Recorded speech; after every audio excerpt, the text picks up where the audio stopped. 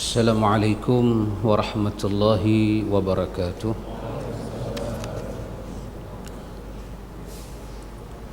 Innal hamdalillah nahmaduhu wa nasta'inuhu wa nastaghfiruh wa na'udzu billahi min shururi anfusina wa min sayyiati a'malina.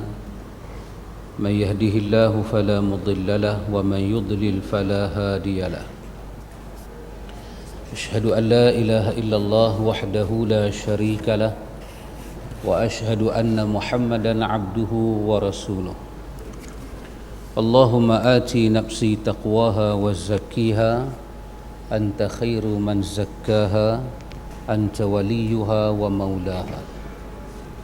أما بعد. إخوة الإيمان إخوة في الدين أعزكم الله وأحبكم في الله. Alhamdulillah, summa alhamdulillah ikhwan, kita sambung majlis ta'lim kita ini.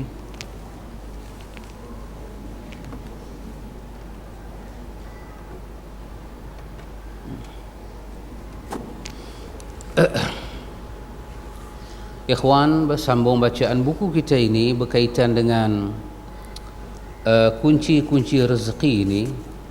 Kita kata mafatih ar-rizq. Apa itu rezeki? Ini anugerah Allah, Allah yang bagi pada kita. Tetapi Allah telah menentukan beberapa tempat dan jalan rezeki itu akan masuk dalam hidup kita, ikhwan. Selalu saya katakan bahawa ikhwan, kita bahagikan rezeki kepada dua. Ada rezeki berkaitan dengan riang kita, usaha kita, bijaksana kita sebagai hamba, kita mengikuti sunnatullah alam ini. Allah bagi, ya. Kita menega, kita pandai menega, pandai fikir, kita ada mastermind, kita dapat. Rezeki yang macam ni, ikhwan, dia baik, dia bernilai. Kita panggil rizqan tayyibah. Tak dengar?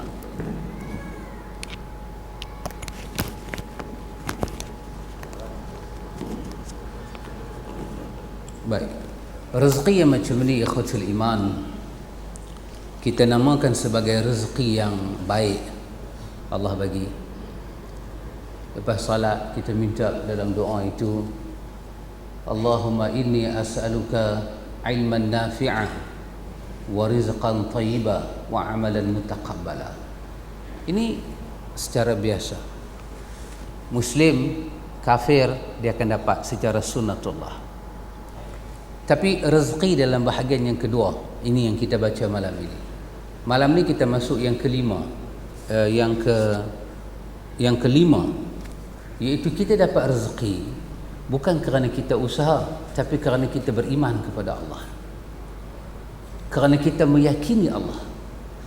Rezeki macam ni, ikhwan, nilai dia, persamaan dia jauh berbeza, jauh berbeza. Rezeki yang macam ni Allah menjanjikan barakatim minas sama wal ardi. Allah janji rezeki itu masuk, Allah akan masukkan barakah. Allah nak bagi barakah. Usaha-usaha, ramai orang berusaha tapi dia tidak meyakini Allah. Ada sesuatu akan berlaku dalam rezeki dia itu. Nabi sallallahu alaihi wasallam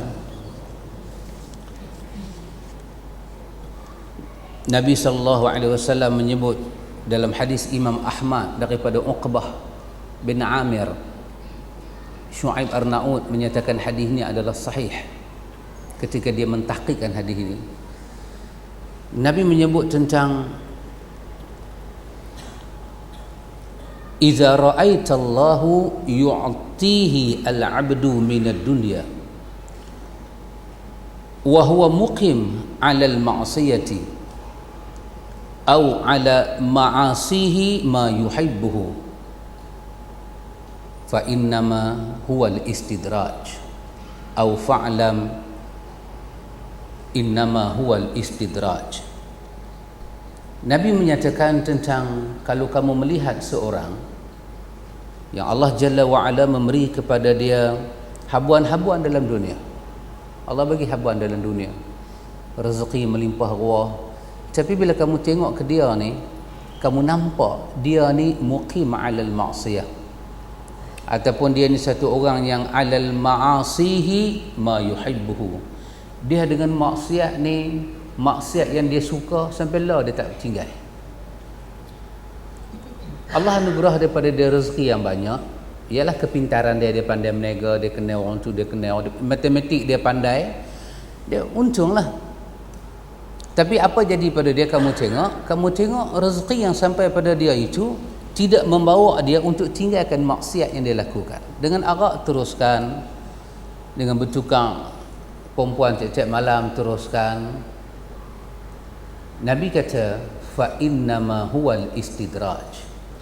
Kamu kena tahu dia sedang berada dalam wilayah istidraj. Summa tala, kemudian Nabi SAW membaca ayat daripada suratul An'am ayat 44. Apa dia istidraj? Nabi kata, Allah berfirman dalam suratul An'am ayat 44, Allah kata falamma nasu ma dzukiru bi fatahna alaihim abwaaba kulli syai' hatta iza farihu bima utu akhadnahum baghtatan fa idahum mublisun. Ini dia al-istidraj. Al-istidraj. Kau tengok orang itu dapat nikmat Allah, tapi dalam masa yang sama kau nampak dia mempamerkan maksiat dia kepada Allah. Ima dia Muslim, ima dia kafir, tak kira. Nikmat yang banyak, tapi kau tengok dia sedang muqim alal maksiat. Nabi kata dia berada dalam wilayah al-istidraj. Apa dia al-istidraj? Nabi kata Allah menyebut di dalam ayat 44 suratul An'am. Falamma nasu ma dzukiru bih. Apabila insan melupakan apa yang Allah peringatkan kepada dia. Ikhwan, bukankah Allah peringat kepada orang ada harta, bersihkan harta dengan zakat? Bukankah Allah ingatkan orang harta bahawa harta pemberian daripada Allah? Ma naqasa malun min sadaqatin, harta kamu tidak akan kurang kerana kamu rajin bersedekah. Ini semua peringatan Allah. Bukankah Allah menyatakan kepada Nabi, khudh min aghniyaihim wa turaddu ila fuqaraihim, Muhammad, pergi ambillah harta orang kaya dan berilah kepada orang miskin, hak nama dia zakat. Tiba-tiba dia melupakan hakul mal, hak harta. Dia menyatakan haza mali, haza mali, haza mali. Ini harta aku, ini hartaku, ini hartaku. Falamma nasu ma dzukiru bih. Apabila dia melupakan ma dzukiru bih, apa yang telah Tuhan bagi ingat pada dia. Ikhwan, dalam kita naik kereta besar, kita duduk rumah besar, tebal mana cermin rumah kita pun, tebal mana dinding rumah kita pun, suara azan menembusi. Ima dia tak main ke udara, dia main dalam TV. Bukan untuk bilik azan, pasal cermin rumah kita pun ada 10,000 sebelah je. Sebelah 10,000 rumah saya lah. Cermin rumah kita sebelah 10,000. Memang kira suara azan tak masuk. Tetapi bila kita buka televisyen, ada suara azan berkumandang. Bukankah itu Allah menyatakan insan yang kaya, insan yang korporat, dah sampai masa untuk kamu membuktikan bahawa kesemua ini anugerah daripada Tuhanmu. Dia jadi satu orang yang nasu ma dzukiru bih, dia lupa. Itu ayat alhaakumut takatsur hatta zurtumul maqabir. Alhaakumut takatsur, terkena penyakit at-takatsur, banyak harta, banyak anak, banyak pengaruh, hatta zurtumul maqabir, kekal perangai itu sampailah dia diusung ke tanah perkuburan. Allah kata kalla, jangan macam tu, saufa ta'lamun, pasti kamu akan mengetahui. Jadi bila dia lupa pada peringatan Allah, Quran menyatakan fatahna alaihim abwaba kulli syai, kami akan buka pintu rezeki bagi tiap-tiap sesuatu dalam hidup dia. Fatahna alaihim abwaba kulli syai, bagi tiap-tiap pintu kehidupan, yang kata ruang makan minum senang semuanya, fatahna alaihim, kami buka, satu pun dia tak terticir. Wahum fiha la yubkhasun, dia tak akan rugi langsung atas dunia, dia tak akan rugi, semuanya kami buka pada dia. Kata Quran dalam surah Al-An'am ayat 44 ini, hatta iza farihu bima utu, sampailah satu saat dia farihu, dia farhah, dia terlalu seronok, dia terlalu bergantung dengan harta dia, dan dia mula cakap orang menjadi hamba kepada harta. Takut apa kita ada duit? Jangan bimbang, kita boleh pergi semua hospital dalam dunia ni. Hospital kerajaan tak cukup, tak apa, kita pergi hospital yang ward hospital tu setara dengan 5 bintang. Orang dah tak panggil dah nurse, orang tak panggil jururawat dah, orang panggil pramugari meja jaga dia dah. Jangan bimbang, kita orang berada, kita ada duit, apa yang kita nak takut? Jangan takut, kita ada duit. Bahasanya memisahkan dia dengan kebesaran Tuhan dia. Ikhwan, kita kena hati-hati lisan kita ini ikhwan. Allah mencampakkan tanda kita dekat ke kita jauh dengan Allah. Lisan kita ini adalah pertanda kita bahagiakah kita sengsara. Lisan kita ini adalah petanda kita mukminkah kita asi. Maka bahasa dia mula bertukar, bahasa dia mula lain. Apa akan jadi? Hatta iza farihu bima utu, apabila dia terlampau tenggelam dalam nikmat itu, akhadnahum baghtatan, kami mula mengambil satu tindakan yang bersifat baghtatan, segera.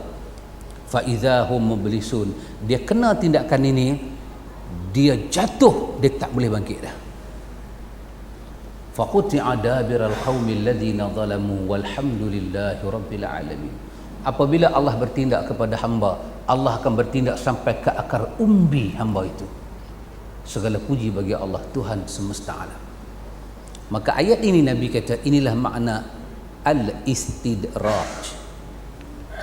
Artinya ikhwan, artinya kalau orang tu dia boleh senang, dia boleh lenang, jangan dia ingat kata Allah Ta'ala itu wa mallahu bighafilin amma ta'malun, Allah lalai daripada apa yang dia usahakan.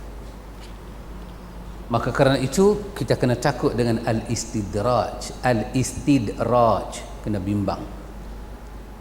Di belakang itu apabila kita jatuh, habis kita.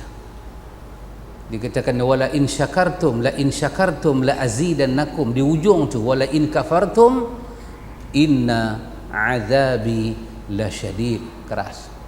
Apakah tindakan yang mengejut Allah boleh ambil kepada hamba? Iaitu mati. Habis ya, mati habis. Mati tu saya cakap pandai. Anak cakap pandai apa kalau orang mati? Dan mati ni ikhwan, subhanallah, dia bukan macam kita sangka. Mati ni seperti mana Quran terangkan kepada kita. Mati ni ikhwan, urusan dia pertama kita akan bertemu dengan malaikat maut. Hang nak bertemu dengan malaikat maut? Jangan. Lesen tak bawa, rotek mati, jumpa JPJ. Bukan malaikat maut. Kira apa? Kira nasib.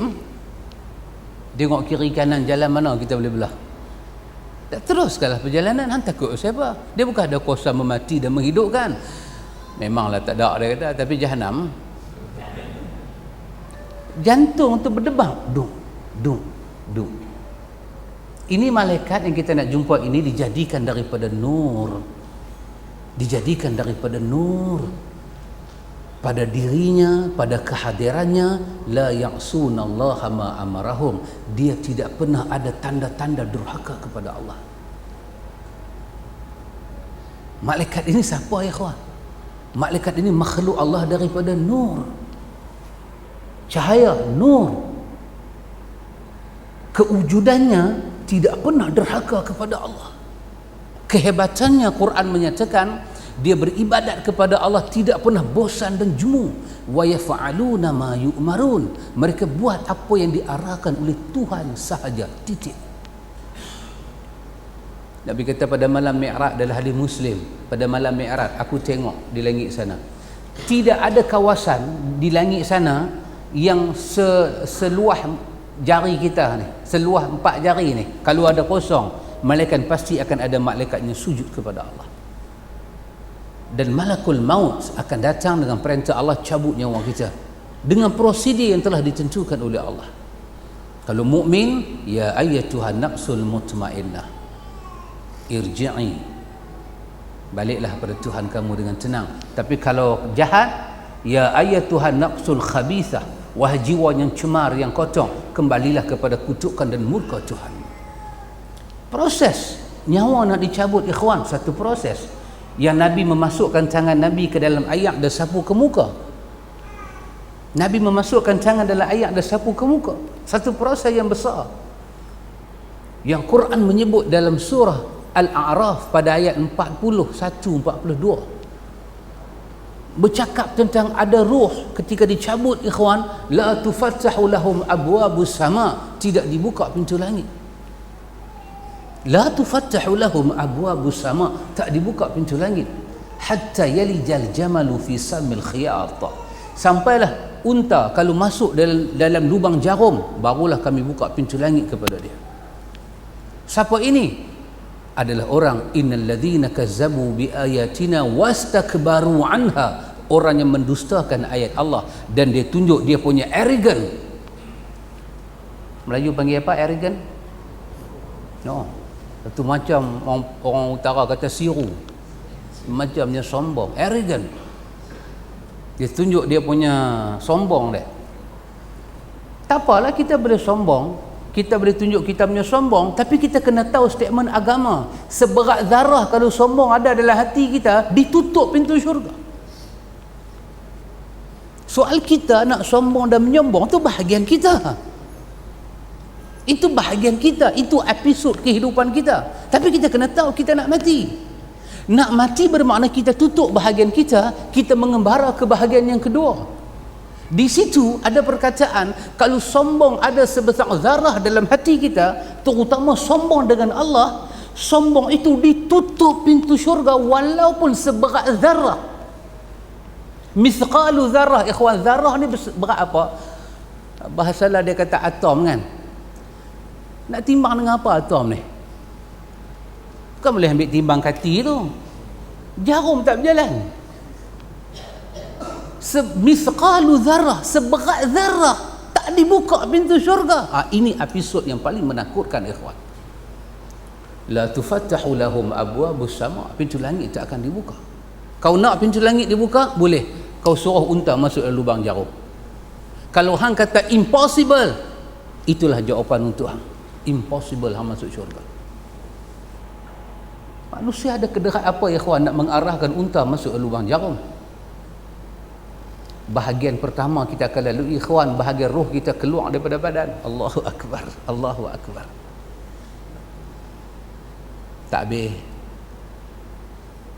Roh keluar daripada badan tak habis. Ada episod yang kedua. Episod apa? Perjalanan roh akan naik ke langit. Dia akan naik ke langit, jasad dia duduk atas katil rumah dia, ada katil hospital, ada di mortuary. Sebelum jasad dia disimpan dalam tanah, bahagian yang kedua, dia mesti naik ke langit. Ima akan dikatakan, roh siapakah yang wangi ini? Ima dikatakan, bangkai apakah yang busuk ini? Dan yang akan kata itu bukan orang, ikhwan, tapi malaikat. Bagaimana pedih, bagaimana azab, bagaimana sakit, taulah si mayat itu. Taulah si mayat itu. Antum, orang kata kat antum tak pedih. Kita pergi makan kenduri semua-semua. Dia kata Pak Wahab mai dah. Kita buka IC, nama kita bukan Haji Wahab. Apa dia panggil Wahab pula? Sakit. Antum nak makan nasi, ketak macam kena Parkinson. 2 mulut masuk dalam ni, 3 mulut pergi ke tepi. Duk suap mulut orang. Sakit ikhwan, hati sakit. Kenapa sakit? Insan ada perasaan ikhwan. Tetapi yang akan kutuk kita ikhwan bukan insan tapi malaikat. Roh mana yang tidak disakiti kalau malaikat hina dia? Orang cerca kita, orang kutuk kita, orang kata macam-macam kat kita. Ui. Rasa dia makan dalam ikhwan. Bahagian yang kedua, setelah roh dicabut, dia kena naik ke langit. Tak habis ikhwan, tak habis. Dia kena melalui proses yang ketiga dalam hadis Bukhari. Apa dia proses? Dia akan tengok jasad dia diusung daripada rumah dia ke tanah kubur. Dia kena tengok benda itu. Dia dipaksa tengok. Ketika itu Allah bagi dia nampak dalam kubur dia satu kebun daripada syurga ataupun satu hufrah, satu lubang daripada lubang neraka. Kalau roh tu orang baik, masa mayat dia duduk bawa pi tu, dia akan kata qaddimuni qaddimuni qaddimuni, cepat bawa aku, cepat bawa aku, cepat bawa aku. Pasal apa? Lubang kubur ada raudhah min riyadil jinnan, satu taman daripada taman-taman surga. Tapi kalau dia orang jahat, Nabi tanya kepada sahabat, Nabi kata asri'u bil janazah, Nabi kata usung bagi cepat. Kalau dia orang jahat, apa untung kamu tanggung di atas bau kamu? Bawa dia menghadap Tuhan dan dia akan nampak kubur dia tu menyala api naik.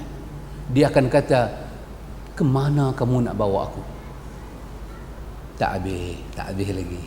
Tak selesai lagi ikhwan, tak selesai. Akan datang kepada dia malakani aswadani azraqani. Akan datang dua malaikat berpakaian hitam, mata biru-biru tua. Akan tanya pada dia, Tuhan hang siapa? Agama hang apa? Nabi hang siapa? Ikhwan, tak habis. Nabi kata dihimpit mayat tu, Nabi kata dihimpit mayat, Nabi masukkan jari ni, Nabi kata tulang rusuk kiri ke kanan, Nabi kata pak, kata bunyi, dipukul, remuk masuk ke dalam, yang tidak didengari oleh jin dan manusia. Pasal apa ikhwan? Pasal dia terlupa pencipta alam ni Tuhan masa dia duduk hari tu ni. Dia duduk rasa rezeki tu mai dengan usaha dia. Dia duduk rasa apa? Nabi Muhammad ni tak ada apa. Yalah, lebih kurang kita selawat, basuh sayur selawat, basuh ikan selawat, cukup habis. Nabi Muhammad tak kat tu lah. Wujud Nabi Muhammad ni untuk apa ikhwan? Untuk ditumpang berkatnya sahaja. Untuk dicontohi, hampir 100 kali. Hang nak contoh Nabi Muhammad kah? 100 kali. Kalau boleh 1000 kali, kalau boleh million kali hampir kiam. Maka kerana itu ikhwatul iman tak selesai. Jadi yang kita hidup 60-70 tahun ni forward untuk apa ya ikhwan? Kita mungkin nobody, kita mungkin mesti nobody, kita Mr. Nobody, orang tak kenal kita. Tapi kita kenal Tuhan kita, kita kenal Nabi kita, kita tahu agama kita. Ini amanah Tuhan dekat kita ikhwan, amanah Tuhan. Hang siapa pun, amanah ni seiring dan sejalan dengan hidup kita. Maka tajuk yang kita nak baca pada malam ni adalah tajuk salah satu yang membuka rezeki kita ikhwan di atas nama keyakinan kita kepada Allah. Apa dia? Iaitu kata dia melanjutkan haji dengan umrah atau sebaliknya. Kita buat haji, kita buat umrah ni ikhwan, Allah bagi rezeki dalam hidup kita. Jangan fikir tengah 200 kali nak pergi Mekah ni, jangan fikir. Kira dia punya istita'ah dia tu cukup, kemampuan dia cukup, ruang waktu semua ada. Tak salah kita buat keputusan untuk pergi Mekah, muda ke? Tak salah, tak pernah salah. Kerajaan yang membantu rakyat pergi Mekah, Allah bagi makmur bumi ni, Allah bagi makmur. Kita bantu orang pergi Mekah, dia tak cukup modal, kita bagi tambah modal dia. Apa akan jadi? Kita tengok malam ni apa janji Allah, rezeki mana nak masuk. Di antara perbuatan yang dijadikan Allah termasuk kunci-kunci rezeki, iaitu melanjutkan haji dengan umrah atau sebaliknya. Pergi haji, bawa umrah. umrah di sana, buat umrah, buat kebaikan. Pasal apa? Apa kena mengena umrah dengan kita? Dia bukan kena mengena di atas nama umrah saja. Dia kena mengena rata, ikhwan. Kena mengena dia tu rata. Mekah adalah tempat tumbuh agama, kiblat orang Islam. Bumi yang Quran kata bumi yang cukup diberkati, allazi barakna haulah. Bumi yang cukup diberkati sekeliling dia, tempat tumbuh agama. Hubungan Kaabah dengan kita hubungan iman, bukan hubungan travel. Dah, hubungan iman. Hubungan rukun Islam. Hubungan inna ahsanul buqa'ah min buqa'atillah. Keyakinan seorang mukmin, buqa'ah, tempat yang paling mulia di atas muka bumi ini adalah Mekah. Quran kata Bakkah. Cukup mulia hubungan dia. Apa hubungan lagi? Yang buat Kaabah tu Nabi Ibrahim alaihi salam. Dia sangkut lagi naik ke atas. Kita buat umrah, kita buat haji, kita pergi rawit dengan semua nabi-nabi dulu. Hubungannya sangat dalam, ikhwati, terlalu dalam hubungan.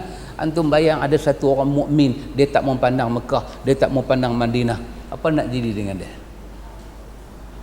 Dia akan jadi istidrak dalam hidup dia. Allah akan lumpuhkan hidayah dalam hati dia, ikhwan. Allah lumpuhkan. Allah tarik hidayah tu. Cara kita lah orang kampung. Kita kata,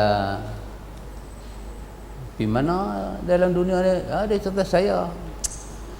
Kongostan dah 3 kali dah. Kongostan dah 3 kali dah. Itu tamana. Ada satu hari saya pergi tu, negeri tak ada dalam peta pun saya sampai dah. Negeri tak ada dalam peta, dia sampai dah. Oh, kita kata dahsyat kan. Tadi saya gara-gara duk baca Kongostan, Amanastan, Gostan, Setan. Oh, dia kata kaya, cukup kaya. Dia baru tahu lebih kaya daripada dia pun ada. Harta Ismet luar negeri. Kaya. Kita dengar, kita kata dahsyat. Tu Mekah berapa kali dah pergi? Sengak tak kata apa. Tak sampai seru lagi. Tak sampai seru. Kongostan dah sampai dah. Negeri tak ada dalam peta dah sampai dah. Mekah tunggu seru. Ikhwan, tak apa ikhwan. Tapi Allah akan design hidup dia.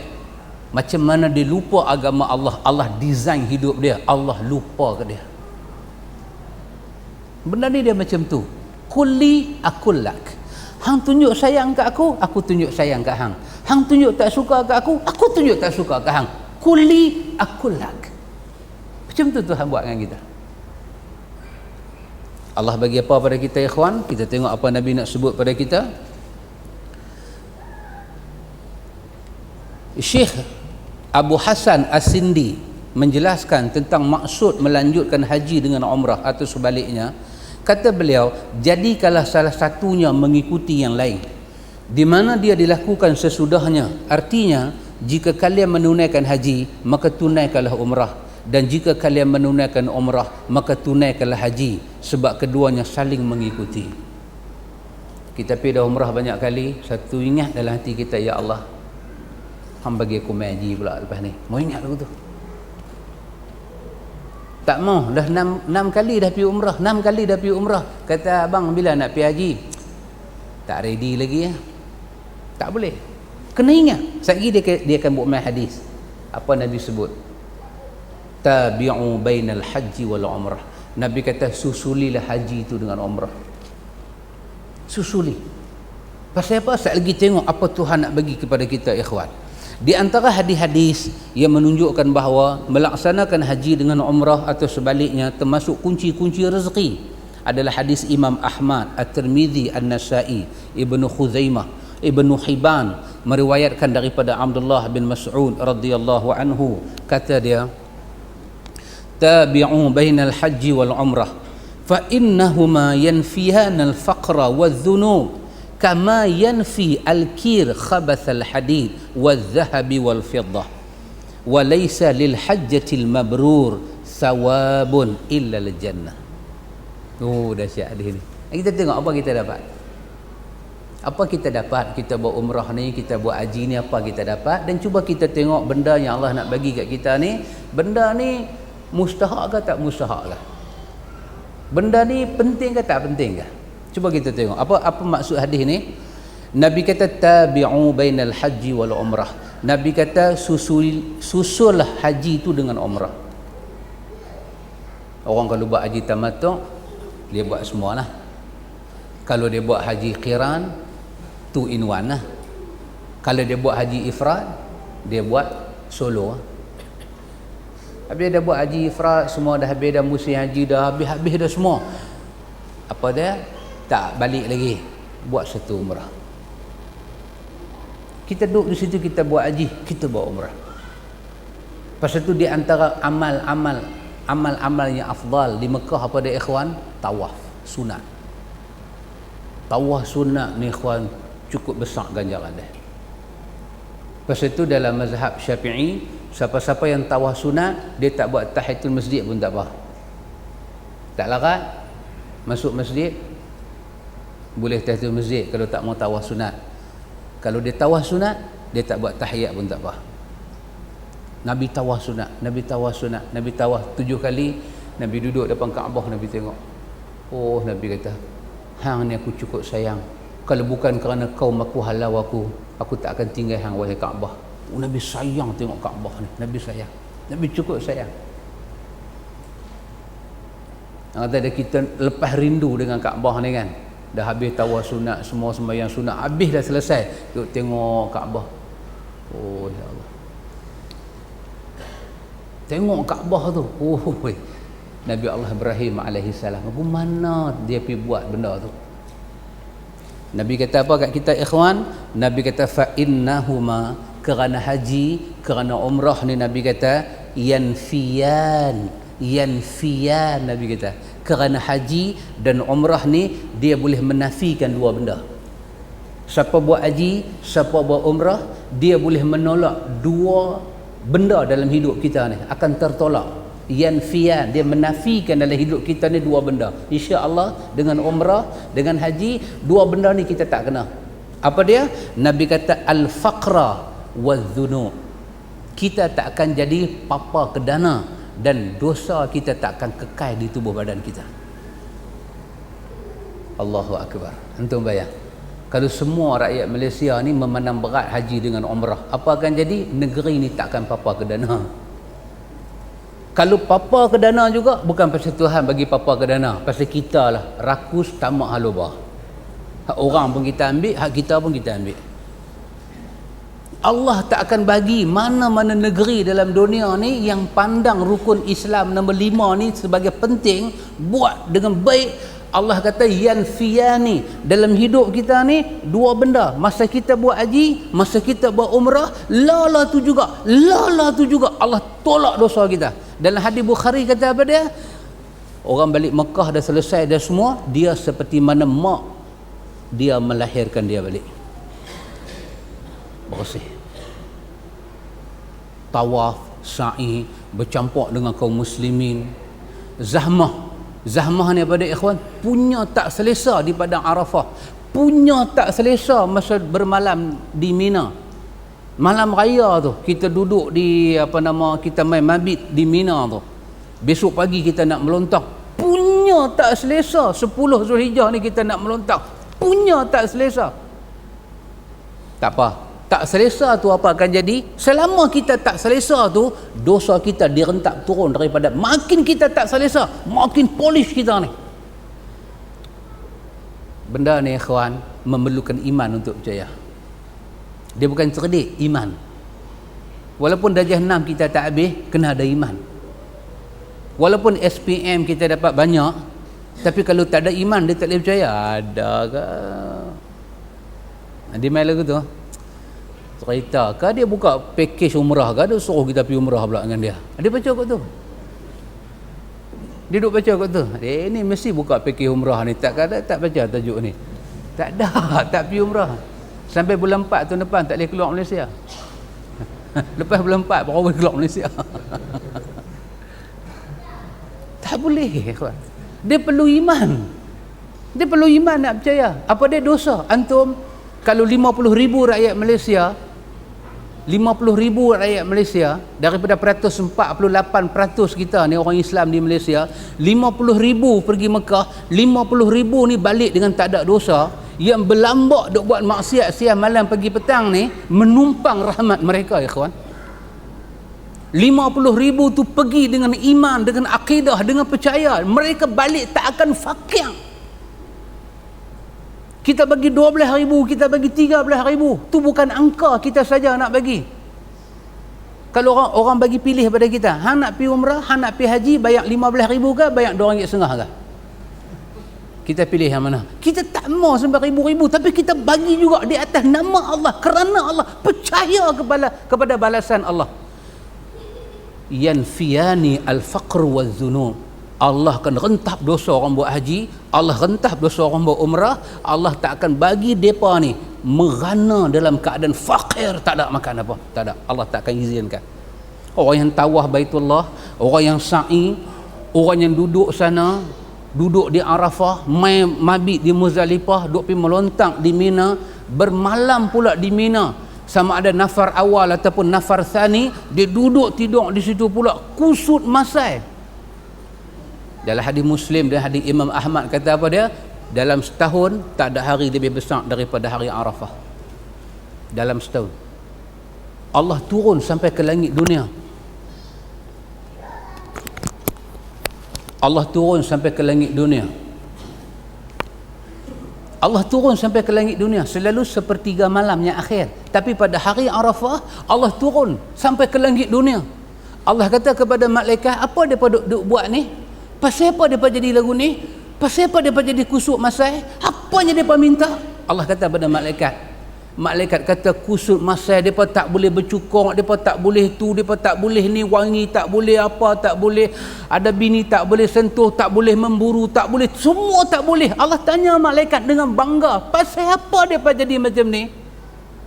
Kata malaikat, kerana mereka datang menyahut panggilan Nabi kamu. Allah kata bagi apa mereka mau, ampun semua dosa mereka tanpa kecuali.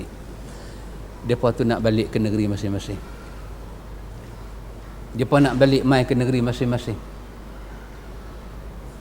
Orang ukuh di sana, Nabi kata kita yang duduk di sini, Nabi kata ra'i hari yang besar tu, puasa Arafah. Puasa Arafah. Serentak mereka buat kerja di sana, serentak kita tak buat kerja ni, ra'i hari tu. Ini hari pelaksanaan besar-besaran agama. Puasa. Tak usah makan, tak usah minum sampai terbit matahari, sampai jatuh matahari baru makan, baru minum. Besarnya yang kata umrah dengan haji ni, ikhwan. Negara ni tak akan miskin papa kedana, dan Allah tak akan biar rakyat dalam negara ini dosa dia meningkat melainkan Allah akan ampun. Tiap-tiap tahun Allah potong dosa rakyat Malaysia kerana umrah. Haji boleh kata setahun sekali, umrah ni tak tahu nak buat. Tak ni bulan 3 package tu pi, saat ni bulan 4 package tu pi, saat ni bulan 5 package lain pula pi. Kira umrah ni dalam setahun tu tak tahu banyak mana orang duk pi. Semua duk pi tu kerana Allah. Semua duk pi tu kerana Allah. Apa Nabi kata pada kita, ikhwan? Menghilangkan miskin dan dosa sebagaimana api dapat menghilangkan kotoran emas dan perak. Nabi kata, nak tahu tak macam mana Allah Ta'ala dia buang dosa orang buat haji dengan buat umrah ni? Nak tahu tak dosa mereka dibuang macam mana? Hampir tengok orang duk katuk besi, dia pukul besi, pak kata dia mercik taik besi. Jauh lah kan, tengok orang isap okok dah, dia sedut tu menyala tak? Menyala jadi abu. Betul? Kan tak ada pengalaman isap okok semua ni. Dia pegang tu, dia tarik, menyala. Lepas tu jadi abu. Bila orang tu ketuk besi, dia ketuk gam, kata dia ketuk besi, dia mercik macam bunga api. Macam itulah bila dia tawaf, mercik dosa daripada badan dia, tak tinggal apa pun. Dia tawaf 7 pusingan, sekali dia tawaf, boom, kata dosa mercik sampai habis, dia tahlul semua habis. Dia seperti mana besi mah yang dipukul, akhirnya keluar warna kuning dia tu. Mah lah dia. Macam itulah Allah Ta'ala ampun dosa orang buat haji dan orang buat umrah. Kecil ke ikhwan? Tak kecil. Benda ni benda besar. Nabi kata tak ada pahala, tidak ada pahala haji yang mabrur melainkan syurga. Thawab ni maksud dia balas. Balas yang menggembirakan. Tak ada satu balasan yang cukup gembira bagi orang buat haji, bagi orang buat umrah, melainkan satu aja. Allah kata bagi dia masuk syurga. Ya. Nanti kita akan jumpa dalam Ihya Ulumuddin, Imam Ghazali ceritalah rahsia asrarul hajj. Di antaranya dia sebut, dia buat hadis Abi Ayyub Al-Ansari. Abi Ayyub tanya dekat Nabi, ya Rasulullah, kalau kita buat haji, kita nak dapat haji mabrur macam mana? Dia tengok buku-buku, dia kata apa kat kita? Dia kata 25 syarat dapat haji mabrur. Tu dia 25. Nabi habaq doa. Lagi 23 tu mai kok mana? Nabi habaq doa. Zainuddin Al-Iraqi kata hadis ni hadis sahih. Nabi kata dekat Abi Ayyub, bila buat haji aku pesan pertama, Nabi kata tibul kalam. Cakap bagi elok. Cakap bagi elok Nabi kata. Yalah, tempat kita tak pernah pergi. Kita ni khatulistiwa, iklim kita khatulistiwa kan. Sana bukan khatulistiwa, dia main ribut merah, ribut pasir, dia main hujan tak turun, dia main pecah mulut, kering mulut, dia main berjalan sikit kita duk pisang Makkah habis tapak kaki kita ni semua. Dia main lapak ayak, bukan dahaga ayak, dia lapak ayak terus. Dia tak ada dahaga dah, dia main lapak ayak macam lapak nasi. Bagi orang tak pernah berpisah dengan iklim dia, adat dia, budaya dia, first time umrah pun tak pernah pi, first time dia pi, dia jadi macam kucing liak keluar sangkang. Dia nanti maki tu Arab, ni kah tu Arab, dia kata nama je Arab. Dia main dia nak kata macam-macam. Dia pergi dapat noh, mana punya maktab nangka apa kah? Nama maktab nangka. Bini dia pergi dapat maktab mangkuk. Nama maktab mangkuk. Tak boleh jumpa bini dia. Wah, dia main. Pasal tu antum tengok di Mak Haji Malaysia ni ada satu bilik. Dia panggil bilik berkat. Bilik berkat ni kira berkat betul ya. Tu pun nak pergi bilik berkat ni, tulis nama, daftar. Kan? Tak apalah nak ambil berkat, tapi hampir daftar nama tu kira celaru lah. Tu dia punya duk queue bilik berkat. Lagi tengok-tengok haji keluar, kita kata haji selamat dah kot, dia kata selamat dah. Kan? Ni kami pula nak mendapat, dia kata. Ya kawan, Allah bagi kita kaya dengan haji. Kita pertahan diri kita, Nabi kita cakap baik. Yang kedua Nabi kata apa dia? Nabi kata kongsi makan dengan orang. Nabi sebut pada Abi Ayyub, kongsi makan dengan orang.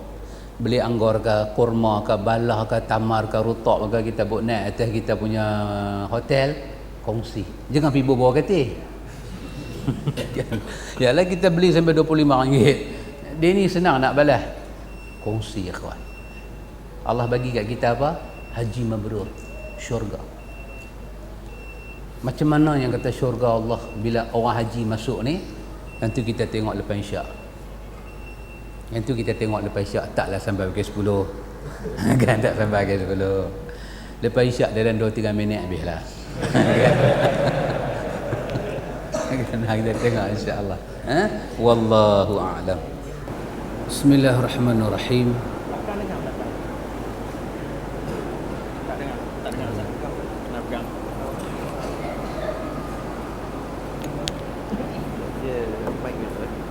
Kalau dekat ke depan jauh sikit ni tak boleh tangkap.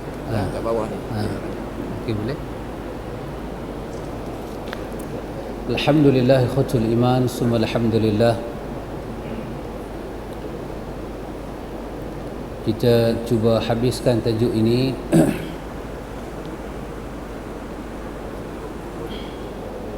Bahagian yang kedua ini ikhwan, kita baca hadis tadi, Nabi kita Muhammad sallallahu alaihi wasallam sebut tentang fadilat yang kita dapat dengan kita buat haji dan umrah. Ikhwan, kita kena ada suatu cita-cita untuk melihat tempat yang Nabi suruh kita lihat, dan hubungan dia adalah hubungan iman. Mesti bercita-cita. Riwayat menyebut kepada kita siapa yang sampai ke Mekah, siapa yang sampai ke Madinah, kalaulah dia boleh duduk lama sampai dia habis umur, ada fadilat dia. Keliling Mekah ini, antum pusilah depan, belakang, atas, bawah, yang dipanggil dengan tanah haram ni, semuanya hubungan iman. Semuanya hubungan iman. Hatta ikhwan, kita sampai ke Uhud, Jabal Uhud. Sangat menarik ikhwan, bila Nabi duduk dengan Abu Bakar, dengan Uthman, dengan Umar, kaki Jabal Uhud itu bergoncang, kan? Tiba-tiba Nabi kata, diam kamu. Di atas kamu ini ada as-siddiq, di atas kamu ini ada syuhada. Nabi kata, diam kamu bukit. Di atas kamu ini ada as-siddiq, Abu Bakar. Di atas kamu ini ada orang yang bakal mati syahid. Jabal Uhud berhenti. Tiba-tiba Nabi kata, satu bukit yang dia mencintai kamu dan kamu mencintai dia, Nabi kata, itulah Jabal Uhud. Dahsyat ikhwan. Jabal Uhud ni dia tak sama dengan bukit bendera, bukit Fraser ni, semua tak sama. Tak boleh sama punya. Hubungan iman. Dia menjadi saksi. Jabal Uhud akan dibawa ke hari akhirat, akan dibawa ke mahsyar untuk jadi saksi. Syuhada-syuhada para sahabat telah gugur di hadapan Jabal Uhud. Dan Nabi menyebut bagaimana kehebatan Jabal Uhud. Nabi kata, siapa yang salat jenazah akan diberi kepada dia satu qirat. Siapa yang salat jenazah sampai bawa mayat pergi ke tanah kubur, dia dapat 2 qirat. Sahabat kata, apa dia qirat? Nabi kata, satu qirat seperti Jabal Uhud. Jabal Uhud di antara bukit yang boleh menangis. Oh, dahsyat. Jabal Uhud tu yang tinggi tu lah, bukan yang kecil kita duduk naik atas dia tu. Yang tinggi, agam tinggi depan kita, Jabal Uhud. Ikhwan, merujuk kepada hadis yang kita baca tadi. Dalam hadis yang kita baca tadi, hadis yang mulia tadi, Nabi SAW berbicara dengan wahyu. Nabi menjelaskan bahawa buah hasil daripada kita melakukan haji dan umrah adalah hilangnya kemiskinan dan dosa. Hilangnya kemiskinan dan dosa. Allah akan memberi pahala dan Allah akan memberi kepada kita ganjaran ini. Maka tinggal apa dia ikhwan? Tinggal lagi hati mukmin yang buat haji dengan umrah ni. Tinggal lagi hati dia yang macam mana. Tinggal hati orang tu aja. Allah pasti memberi. Allah pasti memberi ikhwatul iman. Imam Ibn Hibban memberi judul hadis ini dalam kitab Imam Ibn Hibban, atau orang panggil kitab Imam, dalam kitab hadis Sahih Ibn Hibban. Dia namakan hadis ini dengan nama zikru nafi al-haji wal umrah az-zunub wal faqra anil muslim bihima. Imam Ibn Hibban daripada hadis ini dia buka tajuk tu. Dia kata bab untuk menyatakan bahawa ini adalah satu bab zikr, satu peringatan, iaitu nafi. Bab ini untuk beri ingat keterangan bahawa haji dan umrah menghilangkan dosa dan kemiskinan dan setiap muslim dengan sebab keduanya. Semua para ulama hadis akan bercakap macam itu ikhwan. Sebab Tidak ada kalam lebih besar daripada kalam Nabi sallallahu alaihi wasallam. Tak ada, ikhwan. Imam At-Tayyibi dalam menjelaskan makna fa innahuma yanfiyanil faqra wadh-dhunub, sesungguhnya keduanya menghilangkan kemiskinan dan dosa. Dia berkata kemampuan keduanya untuk menghilangkan kemiskinan seperti kemampuan amalan bersedekah dalam menambah harta. Haji dan umrah boleh menambah rezeki kita, seperti mana sedekah itu akan menambahkan kepada kita harta. Nabi sebut 3 benda, ikhwan. Nabi kata apa dia? Da'u mardakum bisadaqah. Satu, da'u mardakum bisadaqah. Nabi kata ubatlah orang yang sakit dengan bersedekah. Bersihkan harta kamu dengan zakat. Nabi kata bersiap sedialah untuk menghadapi bala Tuhan dengan doa. 3 benda ni Nabi sebut. Apa dia Nabi sebut pada kita? Nabi kita ubat. Kalau kita ada orang sakit, rawatan dia bersedekah. Bersedekahlah. Banyak bersedekah dan berdoa. Sedekah dulu, lepas tu baca doa. Sedekah dulu, lepas tu baca doa. Lepas tu kita sendiri timbang dalam kepala kita, ikhwan. Timbang apa? Kita nak jadikan sedekah itu sebagai ubat. Agak-agak sedekah macam mana, dan penyakit yang kita tanggung tu lagu mana? Macam mana? Doktor kata, tuan, suspek tuan ni kencing manis. Oh, kena pening kepala. Mai pula dah, dia kata. Macam mana kita nak rawat?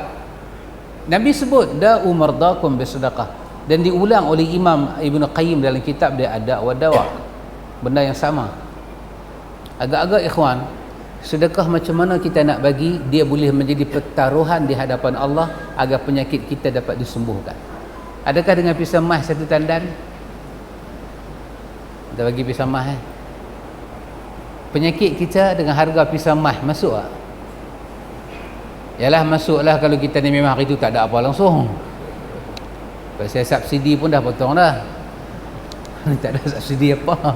Petrol KDC pun tak ada dah. Alhamdulillah, nikmat Allah. Macam mana nak rawat? Nabi kata bersihkan harta kamu dengan zakat.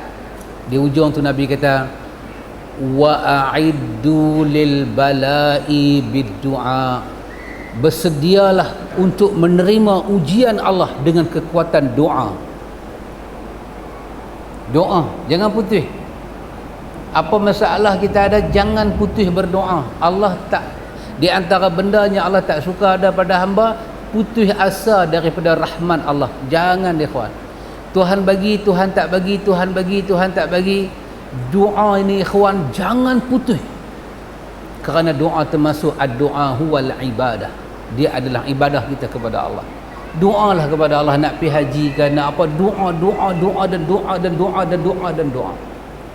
Ini melibatkan kepercayaan kita, hati kita yakin dengan qala Rasulullah, dengan perkataan Nabi kita Muhammad sallallahu alaihi wasallam. Hadis ini riwayat Imam Muslim daripada Ibnu Abbas. Dalam riwayat Muslim dan Ibnu Abbas ada juga hadis seperti ini. Dia main dengan perkataan tabi'u bainal haji wal umrah fa innahuma yanfiyan al-faqra wadh-dhunub kama yanfiyal al-kir khabath al-hadid. Nabi kata iringlah haji dengan umrah. Lakukanlah haji dan umrah silih berganti buat. Aisyah kata setahun 3 kali pun tak buat umrah. Kalau mampulah.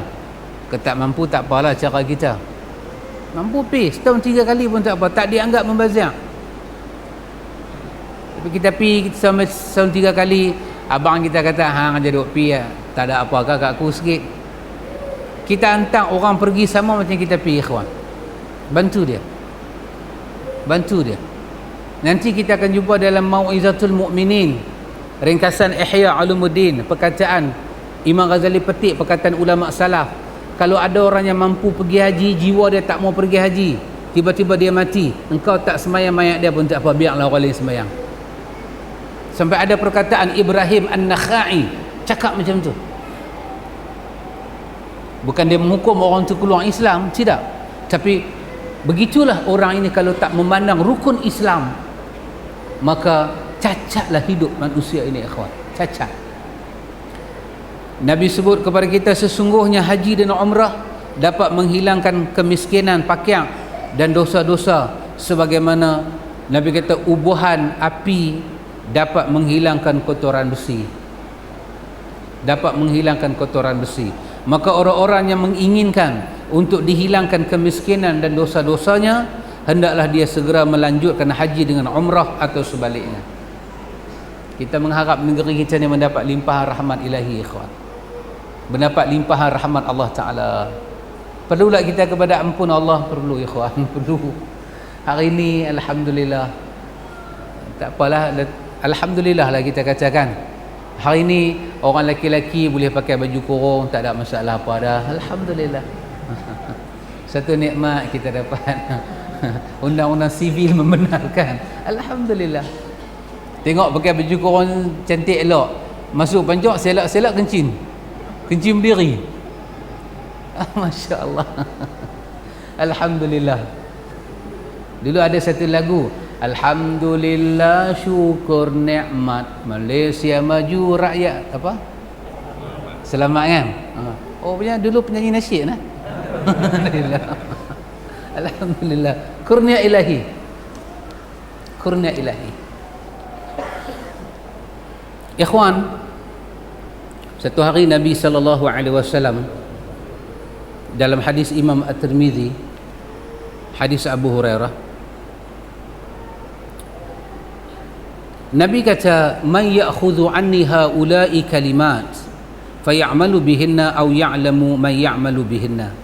Nabi kata, siapa nak dengar daripada aku beberapa benda dan dia beramal, kemudian dia nak sampaikan pada orang. Nabi kata, siapa nak dengar, siapa nak dengar, siapa nak dengar, siapa nak dengar.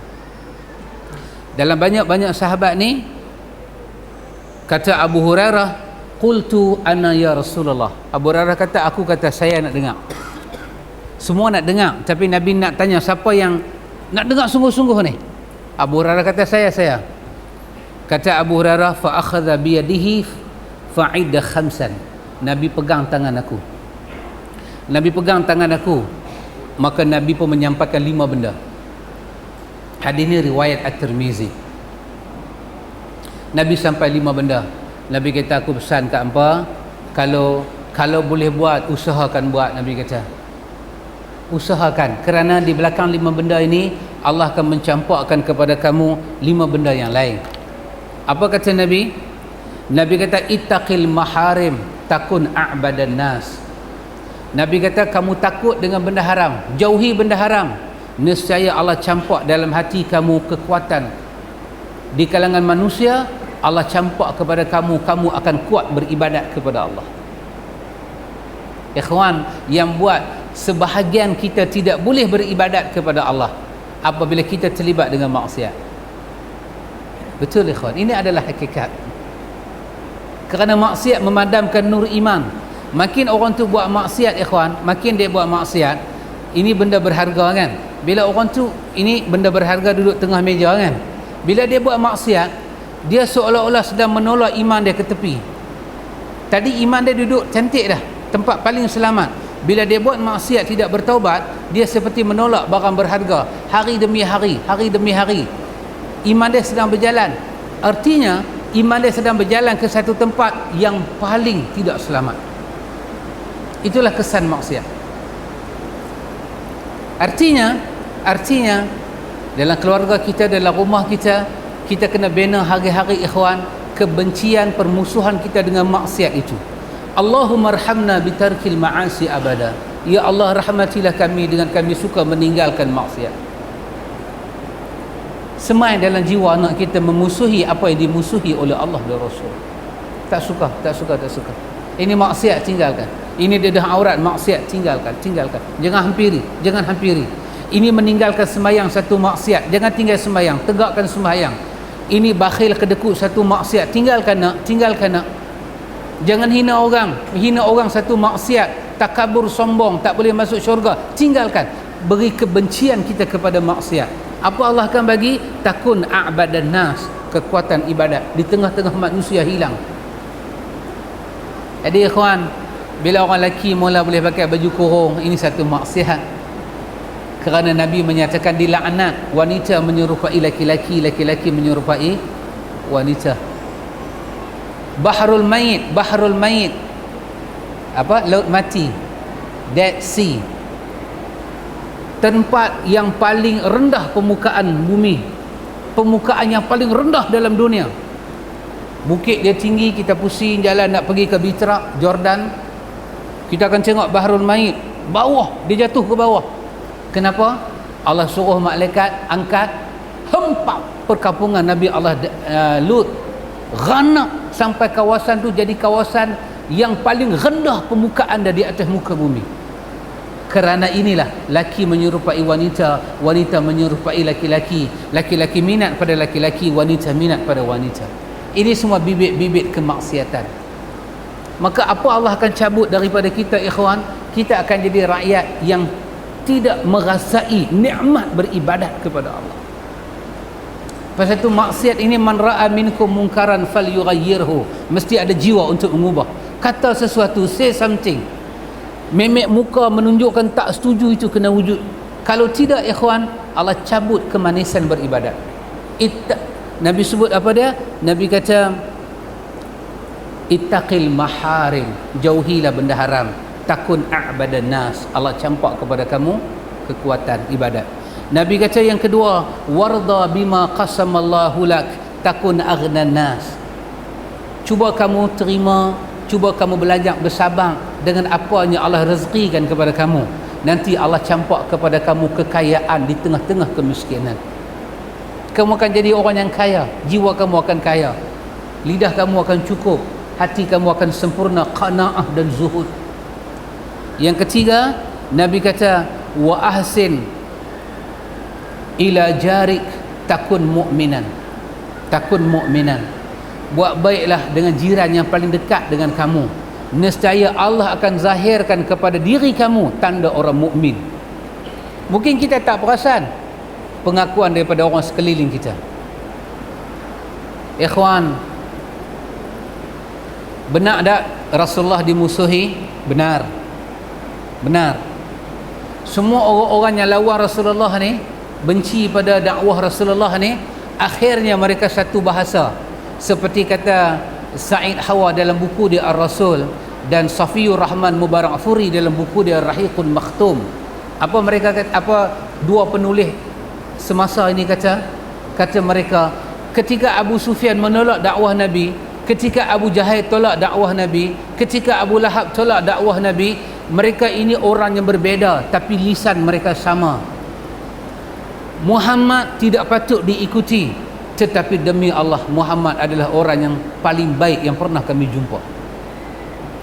Ya ikhwan, pengakuan musuh kebaikan, pengakuan musuh. Ya ikhwan, buat baiklah kepada jiran, nanti jiran akan mengakui wujudnya iman dalam hati kita. Penting tak ikhwan? Penting. Imam Muslim meriwayatkan hadis di bawah kitab jenazah berkenaan dengan Umar Al-Khattab. Satu hari kata Umar Al-Khattab, murra bi janazatin fa usniya alaihi syarran fa usniya alaihi khairan. Lalu satu jenazah di hadapan Nabi, orang pakat-pakat duk cakap pasal baik dia. Baguslah dia ni, Allah Masya Allah, macam mana Allah dia pergi mati, Allah dia ni tak patut, Allah dia ni Masya Allah, dia ni baguslah punya orang, dia bila main kuliah mana pun, dia kalau tak lena bukan dia lah, dia ni baguslah Masya Allah. Orang buka puji, yang tu satu pujian. Nabi dengar, Nabi kata apa dalam hadis Muslim? Nabi kata wajabat, wajabat. Kalau terjemahan harfiah, wajib, wajib Nabi kata. Lepas tu Nabi duduk dengan sahabat, tiba-tiba lalu satu jenazah lagi, fa usniya alaihi syarran. Orang pakat duk kata, Allah dia ni ke, patut 2 tahun sudah dia mau mati buang, bukan hari ni, lambat betul dia mati. Orang kutuk dia. Nabi dengar, Nabi kata wajabat, wajib, ataupun sama makna pasti, tentulah, confirm lah. Umar dengar, Umar kata Aku tebus bapa aku dan mak aku ya Rasulullah. Aku sanggup kehilangan mak dan bapa, tapi aku memerlukan jawapan kamu ya Rasulullah. Kenapa mayat tadi orang puji kamu kata baik, kamu kata pasti, mayat ni orang keji kamu kata pasti? Apa Nabi jawab? Nabi kata, antum syuhadaullah fil ardi. Kamu ini orang yang beriman adalah saksi Allah di atas muka bumi. Apabila orang mukmin menjadi saksi di atas imannya jenazah itu, Nabi kata wajiblah dia sampai syurga. Apabila orang baik menjadi saksi jahatnya si fulan, wajiblah dia sampai ke neraka. Antum syuhadaullah fil ardi. Kesaksian mukmin kepada kita penting, ikhwatul iman, penting. Lebih-lebih para sahabat menyaksikan. Kita buat baik pada jiran, dia sembahyang, dia puasa macam kita, dia mukmin macam kita, dia menyaksikan iman kita. Ini adalah satu kesaksian di hadapan Allah. Nabi kata buat baik ke jiran, nescaya kamu akan dapat kesaksian iman. Nabi kata wa ahibba linnasi ma tuhibbu li nafsik takun musliman. Cubalah dalam diri kamu, kamu sayang kepada manusia macam mana kamu sayang diri kamu. Nescaya Allah akan beri kepada kamu rasa menyerah diri kepada Allah. Nak serah diri pada Allah ni ikhwan, jangan main-main. Jangan main-main. Sukar ikhwan, sukar. Payah. Nak menyerah diri. Tiba-tiba doktor kata kita duduk pening kepala. Ingat tak ada apa, makan Panadol, Actifaz, tak hilang. Pergi cek darah, doktor duk buat muka macam makan asam muda, asam tak masuk, dia buat muka masam kelat. Dia buat terkejut. Doktor kata sorry to say, kami suspek awak kanser. Suspek. Masalah yang suspek tu pakar. Kalau orang lain suspek tak ada masalahnya. Kalau kita pergi jumpa kawan duk perbaik kasut tepi jalan, dia kata cara kasut rosak ni, awak ni ada kanser. Dia nanti boleh sakit dengan kita. Kita ambil kasut tu, kita sedekah dia ni. Pasal apa dia punya suspek kita tak ada rasa apa? Pasal dia bukan pakar. Tapi bila pakar suspek kita kanser ikhwan, kita nak serah diri kepada Allah. Jangan main ikhwan. Hidup kita ni macam siang tak ada matahari, malam tak ada bulan. Nabi kata nak tak Allah bagi pada kamu rasa apa dia? Rasa musliman. Rasa jadi Islam dan serah diri pada Allah. Nabi kata sayang orang lain macam hang sayang diri hang. Da' yadaka ala sadrik. Letaklah tangan kamu di atas dada dan katalah ke diri kamu, apanya aku suka baik ke aku suka baik ke orang. Aku suka benda baik ke aku. Pasal tu orang dapat baik, azaita. Kita jumpa dia, tahniahkan dia. Alhamdulillah anak enta UPSR bagus ya. Alhamdulillah ya kawan, anak enta dapat universiti ni. Alamak, alhamdulillah sahabat enta tukar no daripada Viva dengar kata la pakai Alphard pula no. Oh alhamdulillah. Jangan pergi tanya bank mana hang rompak ni. Azaita, seronok. Dan yang kelima Nabi kata apa dia? Wala tuksirid dhahik fa innal kathrata dhahik tumitul qalbi. Nabi kata kalau nak gelak, aku pesan kat hangpa nah, jangan gelak macam mana iblis gelak. Kah. Gelak ni ikhwan, sampai kaki dua-dua naik atas terentang kat belakang. Something funny betul kat dia. Dia gelak apa dia? Dia bukan gelak benda tu lawak, dia gelak kawan jatuh basikal. Dia gelak kawan tu kena saman. Dia gelak kawan tu kena tangkap jais. Dia gelak.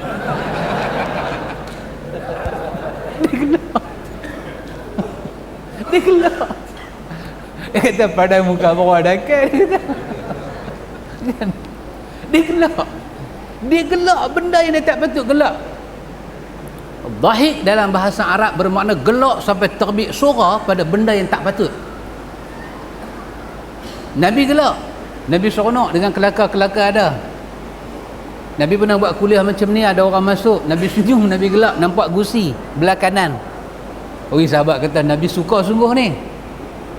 Nabi kata nak tengok ahli syurga, hadis ni hadis Imam Ahmad. Syu'aib Arnaud ketika memberi komen kepada Musnad Imam Ahmad, bukan Syu'aib, Syekh Ahmad Syakir Dia kata hadis ni adalah hadis yang sahih. Nabi kita nak tengok ada ahli syurga. Nabi gelak. Nabi kata sekejap lagi dia masuk mai.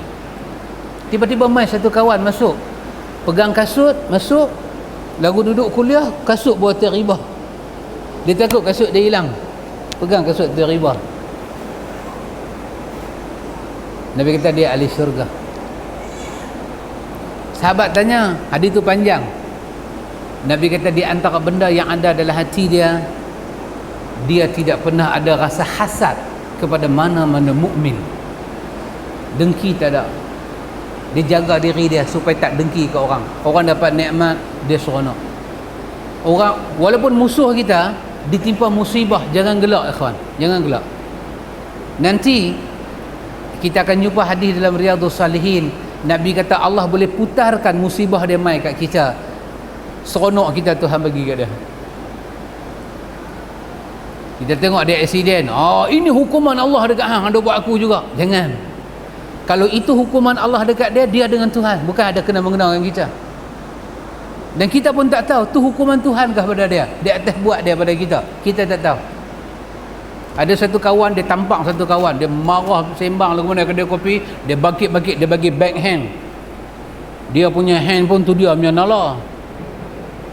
Kawan tu kena berceramuk pipi, berdarah. Siapa tak sakit hati sakit.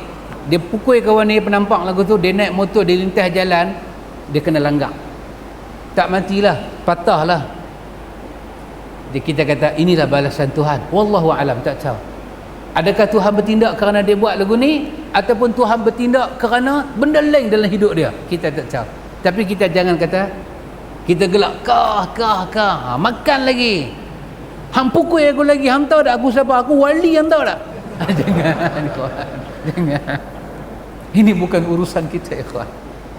Setengah tempat Tuhan membalas, tapi banyak tempat Tuhan tak balas. Orang letak ini apa atas kepala Nabi, orang letak apa perut unta, Tuhan tak membalas. Orang fitnah Nabi, Tuhan tidak membalas. Berapa tempat je. Dalam perang Uhud, Nabi SAW kata, Ya Allah, begitu punya teruk Nabi kena, sampai Nabi terkapit di antara celah bukit. Terkapit di antara celah bukit. Talha, sahabat Nabi Talha bin Ubaidillah, marah ke depan cari Nabi, buka dada dia supaya panah dia. Tengok Nabi terkapit. Nabi melengum dalam perang Uhud. Nabi tengok tentera Nabi turun daripada bukit dengan apa yang musuh kata dekat Nabi. Abu Sufyan kata, hari silih berganti, kekalahan di Badar dibayar dengan kemenangan di Uhud. Sengak ya, semua sengak. Tiba-tiba Sayyidina Umar tengok Nabi sedih. Sayyidina Umar kata, tidak sama, kata Sayyidina Umar. Yang kalah, yang mati di kalangan kamu tempatnya di neraka, yang mati di kalangan kami tempatnya di syurga. Besarlah Allah, runtuhlah Hubal, kata Sayyidina Umar.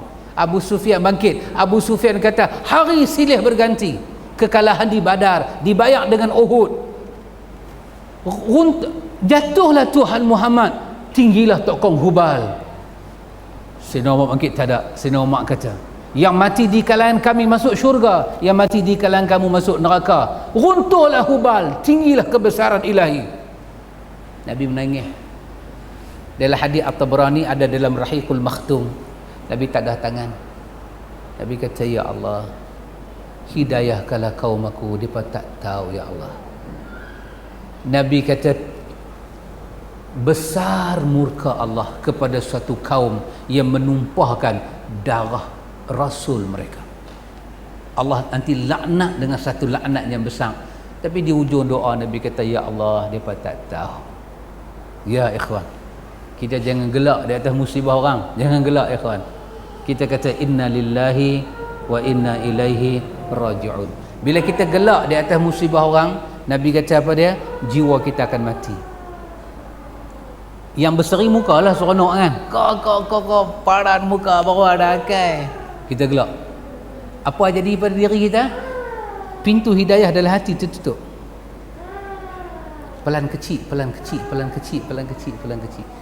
Ya, kita sakit orang buat kita, tapi kita tak perlu membalas ikhwan. Allahumma hadi qaumi fa innahum la ya'lamun. Depa tak tahu ya Allah, depa tak tahu. Kita tak perlu marah, tak perlu marah. Saya pun tak marah. Kita kata kan, saya pun terima kasih pada pegawai JAIS, terima kasih banyak-banyak, alhamdulillah. Dia bagi pengalaman kat saya. Saya dalam laporan saya memuji dia. Saya kata saya belum jumpa pegawai yang berakhlak seperti pegawai ini. Saya memuji dia. Dia kata, Ustaz biar betul. Betul-betul ini bukan cubaan, betul-betul kejadian. Terima kasih. Satu penanggapan yang sangat menarik, tidak memalukan, bagi salam dengan penuh penghormatan. Ustaz nak naik van saya pun boleh, nak naik kereta ustaz pun boleh. Kereta selalu saya naik dah, semua van JAIS saya tak pernah naik. Apa salah saya naik? Dengan penuh hormat. Jalan pi, alhamdulillah, duduk. Sangat penghormatan, sangat memberi penghormatan. Tak ada maki, tak ada apa, tak ada apa, tak ada apa. Alhamdulillah. Saya kata terima kasih. Mudah-mudahan semua penguatkuasa lain boleh berakhlak macam ni. Ikhwan, apakah yang boleh menghalang kita daripada menghidupkan sunnah Rasulullah? Tak ada apa, ikhwan. Senyum ni sunnah Nabi. Antum, kita polis, kita custom, kita pihak beruniform. Uniform boleh menghalang kita menegakkan sunnah Nabi? Tak boleh, ikhwan. Tak boleh. Tidak boleh, ikhwan. Kita JPJ, kita tahan orang buat turun cermin. Assalamualaikum. Kita buat muka macam mana asam muda tak masuk lagi. Keras buat muka. Assalamualaikum. Sengam tak jawab. Beh. Bunyi pun. Beh. Macam Jepun ni tiap Melaya dulu. Beh. Ikhwan, kita pakai uniform, kita tak pakai uniform, kita masih bekerja, kita masih pencen, kita umat Muhammad. Itu tak boleh tanggal daripada jiwa kita, ikhwan. Siapa pun kita, whoever you are, man, tuan adalah umat Muhammad. Bukan ustaz saja umat Muhammad. Saya tak boleh bagi tahu ini uniform saya menyebabkan saya tak boleh senyum, walaupun Nabi menyatakan senyum itu sedekah. Ikhwan, besar murka Allah untuk enta, tuan. Besar murka Allah. Besar murka Allah. Saya minta maaf, saya tak, masa ni time kerja saya tak boleh duk bagi salam ke orang pasal saya bapa polisi. Yalah, hang bukan polisi, hang bapa dia, apa masalah hang ni? Saya bapa polisi. Tidak tuan. Bapa polisi, encik polisi, sunnah Rasulullah lebih besar, ikhwan. Bukan kerja tuan. Nanti tuan menangis di hadapan Allah tak ada lagu, tuan. Ini bukan bos, ini bukan pengarah, ini bukan majikan, huwa Rasulullah. Hati-hati, tuan. Allah tidak mengizinkan alam yang Allah cipta ini mengangkat satu peraturan dan jalan hidup lebih tinggi daripada peraturan dan jalan hidup kekasih dia. Nanti Allah akan kutuk dan laknat kita. Itu tak pernah Allah izinkan. Jangan angkat satu peraturan di atas muka bumi yang peraturan itu lebih besar daripada ajaran Allah dan Rasulnya. Tidak pernah Allah izinkan. Tidak pernah Allah izinkan. Alam ini ada kuasa, alam ini ada kemampuan, berbicaralah alam ini, tapi alam ini tidak berhak berbicara, mengangkat suaranya di atas agama Allah Ta'ala ini. Dalam surah apa? Dalam surah Al-Hujurat, la tarfa'u aswatakum fawqa sautin nabi, jangan kamu angkat suara kamu di hadapan suara Nabi. Saya teringat Syekh ketika sampai pada ayat ni, Syekh Maulud menyatakan Allah tidak akan benarkan ribut yang berpusing kuat. Kalau ribut tu mai sampai 10 kaki, 20 kaki, ribut itu hanya lebih kuat daripada ribut lain, tapi dia bukan lebih kuat daripada agama Allah. Tidak. Ribut itu kena tunduk kepada peraturan Allah. Kalau ribut tak dibenarkan mengangkat suaranya di atas Nabi, di atas sunnah Nabi, adakah insan dibenarkan mengangkat suaranya dan hidupnya di atas sunnah Nabi? Tidak mungkin, ikhwan. Tidak mungkin. Nahi kabi nahi. Tum pagal he. Nahi. Ini simpan dalam hati kita, ikhwan. Simpan dalam hati kita. Tak dibenarkan, ikhwan. Sekali-kali tak dibenarkan. Saya Ustaz Al-Fadil orang panggil. Saya mesti menghiaskan wajah saya dengan sunnah Rasul. Saya jumpa orang, saya kena senyum. Kata Ustaz